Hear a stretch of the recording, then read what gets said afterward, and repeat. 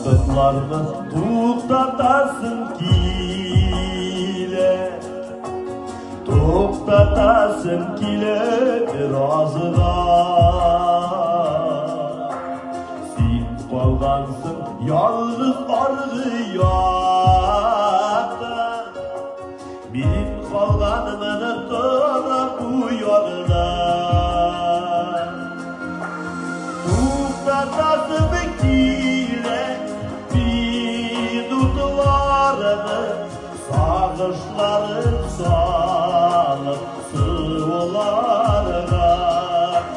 kaydı bulsa eğer yaşlıgene kaydır idi baba şula yarına.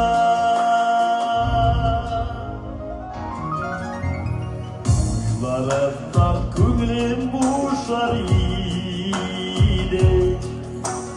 koyularsın kile azlarına,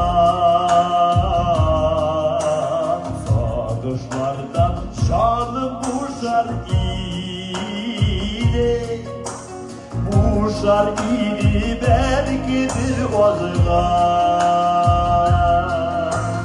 Tuğdatasın kile vakıtlarını vazlarına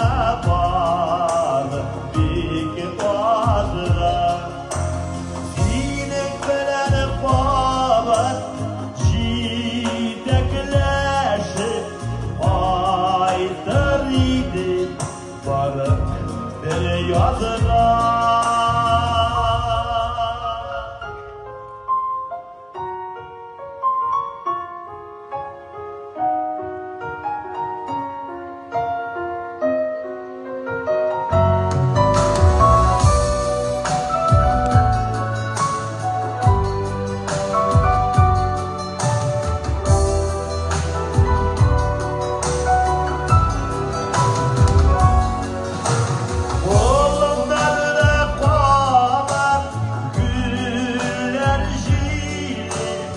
Azılar kutu öğrenip